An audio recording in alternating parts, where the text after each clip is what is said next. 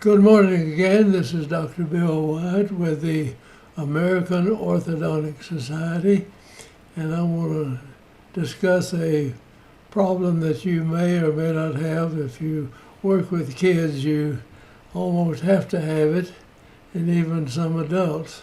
But we're going to talk about tongue thrust and then some related problems that go along with it.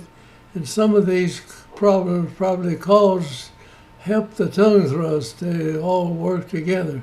But it's hard to get a picture of a child tongue thrusting to put it in, but I was able to get this young lady, and I want to show you the other things related with this case, and we'll try to do this as soon as as quick as we can.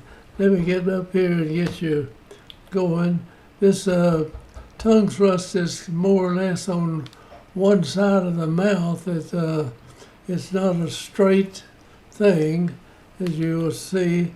And the right side of the mouth is all bulged out over here, where the left side is in just a little bit. And we were able to get the pictures of the tongue actually in the space. Look at her from straight on. It's not. She's got her head tilted a little bit, but you'll see much more when we get here to look in the mouth. Now here is the tongue thrust, and you see, if you look close enough, you'll see a portion of the tongue coming out between where the deciduous teeth are being lost and the permanent teeth are coming in, and then forcing the great amount of it over here, and there's a little bit coming out on this side. The tongue is a terrific muscle. It moves the teeth around more than people think about, and the whole arch of the upper is too narrow in here, where most of the force was going down on the lower arch in this area. We'll kind of show that here in a minute. On the right side, you get a good view of the tongue coming, just squirting out over here, and it comes out over this side. And let's look at the other side of the mouth. Whoops, got the wrong thing there. Let me go back.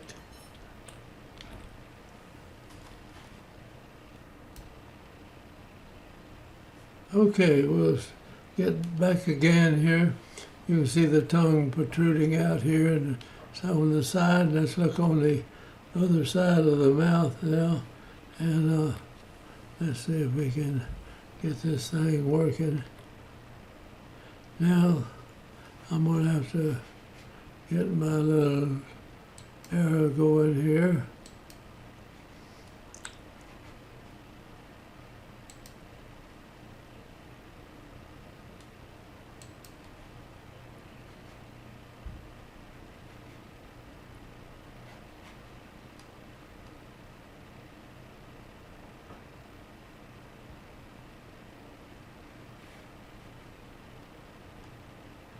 Well, maybe this will work. You'll see the tongue is back in the mouth now, normal. And let's go to the next view, and you can see the tongue is back in this area, all over here, and coming out the other side.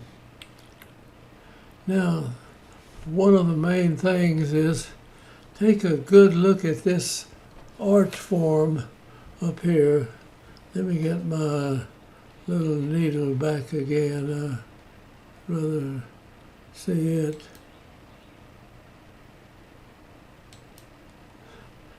Your arch form is too narrow, and you look at the ridges in the palate up here, they're not flattened out. So the tongue is not putting pressure up here to widen this arch out. Most of the pressure is going on the lower arch down here, and it'll be a little extra wide. And then we'll show this back at the end after we finish the case up here. So the lower arch is pretty wide. You see it sticking out right like this, and the upper arch just kind of comes down right on cusp to cusp in here. Now we've gone in here with just regular arch wires. This is a rectangular wire. This is a few appointments later, and we've correctly made the step down arch, which one video we showed earlier where this was hanging down here and where it cut the tissue here. So this is about the depth you need, and you can expand or contract the arch, and you can control that space, and you can control these teeth up or down by putting pressure back here on this. You can have this where you have to raise it up and hook it, and it'll open the bite also.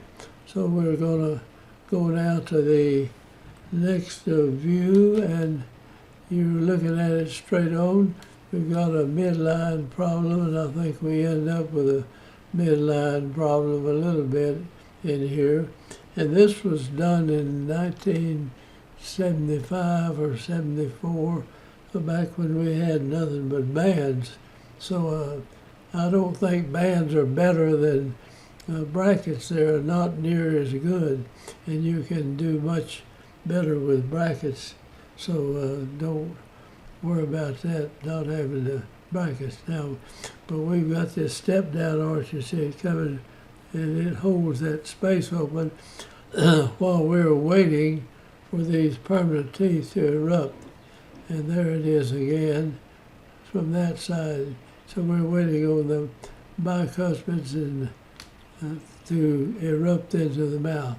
Now this is the upper again. We're in here and we've done some widening with just the regular arch wire. So you bend your arch wire on out further, bring it in, and it'll sometimes will do this, and if it doesn't, you can put the big daddy arch wire on there and spread anything that you want to with it. But the arch wire is spreading this out some, and the young lady is beginning to use the tongue in a more correct manner here. So you see the rugae, you can look at that and it'll tell you that's what's going on. Here's the lower arch now. We've got the second bicuspids erupting in, and we're holding the space open right here with this step down arch. And that's you use it most all the time in the lower arch. And we'll bring this and match this up. We'll have to straighten that tooth right there out again, make a little bend in that wire.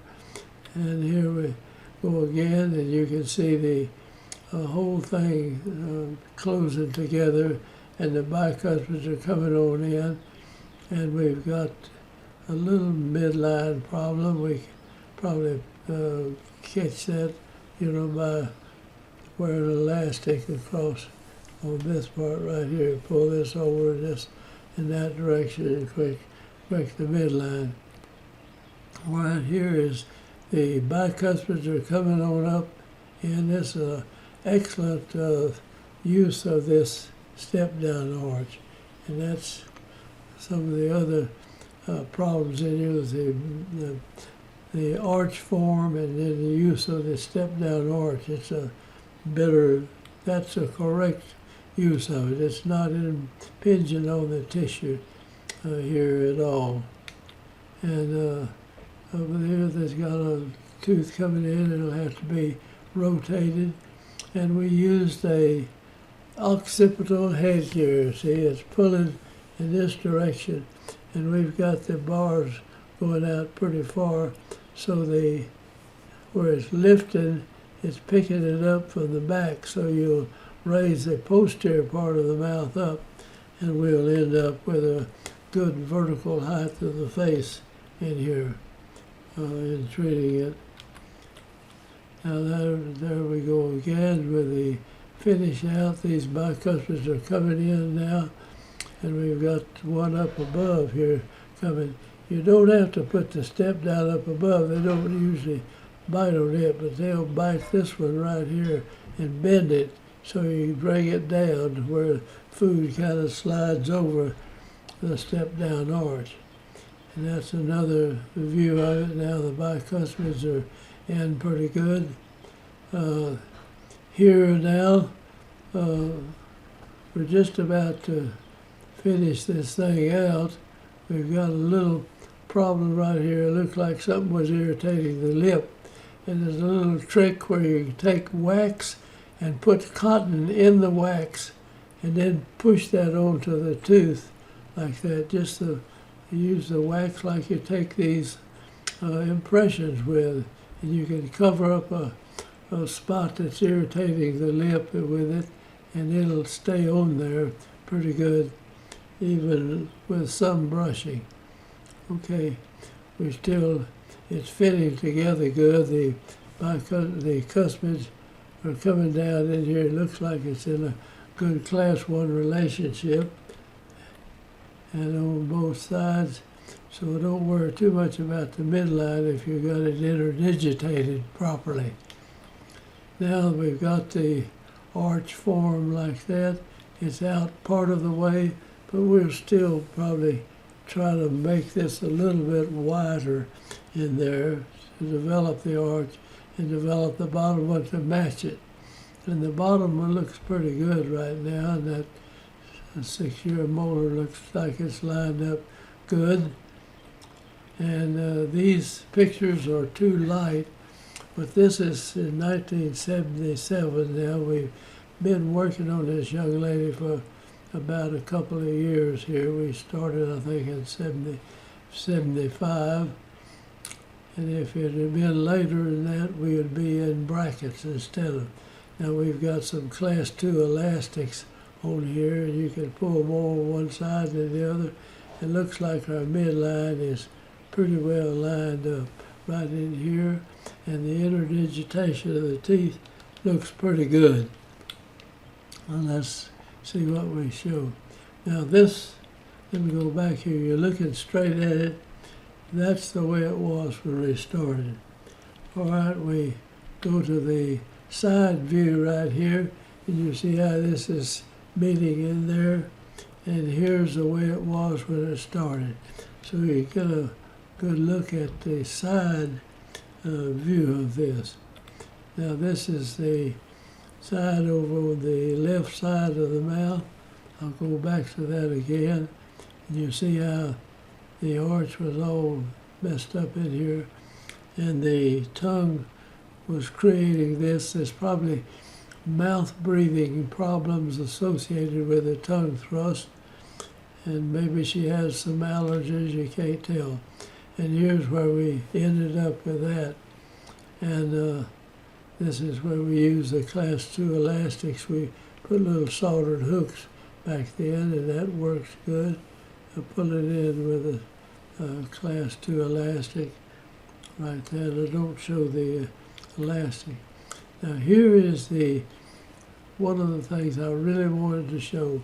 But look at how this arch is, where the tongue doesn't go, the arch doesn't develop, and the airway doesn't develop good. So you bring that out, and the roots of these teeth will go up into the open airway, and you give a child more space up above to round this thing out, and they can breathe better. So that's another major factor. I mean, there's all sorts of things in this case that if you didn't treat it and start early with it, and I think that pediatric dentists should start doing orthodontics more. We have several good pediatric dentists that worked in the American Orthodontic Society, and they are all for this, but the leaders in the pediatric thing just haven't okayed it for people to in pediatric dentists doing this.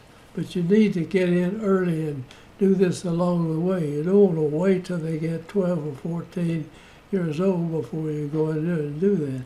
And let's see what the regular, now there's the arch after we we're about ready to finish the case.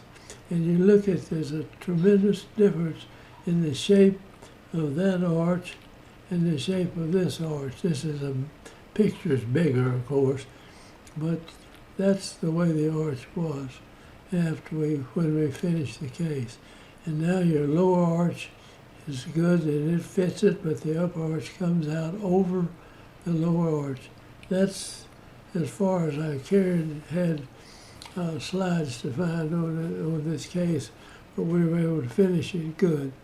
I appreciate your watching, and I hope you pick up something from these articles or these videos.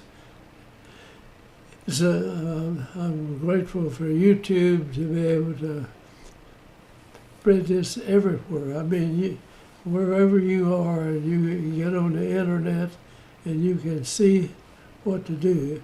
I would like for you to join the American Orthodontic Society. We're going to try to get courses where you can come to these just on your computer. And we've not got that going too good yet. But if you have some problems with this, send us a little note or type it, and I'll try to answer as many of these as we can. Thank you for watching, and I hope you'll join our group and subscribe to it. And we have over 600 of these videos, and you click on down at the bottom and it'll line the ones associated with that problem that you're looking at, and they'll show those videos to you. Thank you for watching, and I'm going to say goodbye and hope to see you again. Bye-bye.